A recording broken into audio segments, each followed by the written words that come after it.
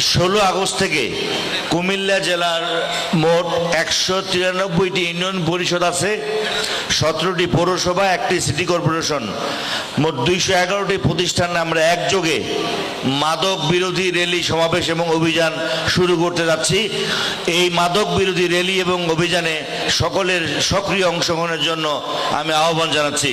আমি মাননীয় সংসদ সদস্য মহোদয়ের কাছে অনুরোধ করব, আগামী 16 আগস্ট থেকে আমরা একযোগে কুমিল্লা জেলায় মাদক বিরোধী সমাবেশ, র্যালি এবং অভিযান শুরু করব।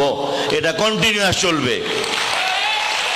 সকল ছাত্রছাত্রী, শিক্ষক, পেশাজীবী, সাংবাদিক এবং বিএনপি, জামাত, এনসিপি নেতৃবৃন্দের সক্রিয় অংশগ্রহণের জন্য আহ্বান করছি। আমরা সকল থানায় একটি করে অভিযোগ বক্স স্থাপন করছি। আপনি আপনার পরিচয় গোপন রাখবেন, মাদক সন্ত্রাসী যেন আপনার ক্ষতি না করতে পারে। আর আপনার নিরস্ত্র, আমরা সশস্ত্র, গোপনে আপনি বক্সে আপনি মাদক ব্যবসায়ীর নামের তালিকা দিলে আমরা অভিযান করে তাকেও ধরে নিয়ে আসবো।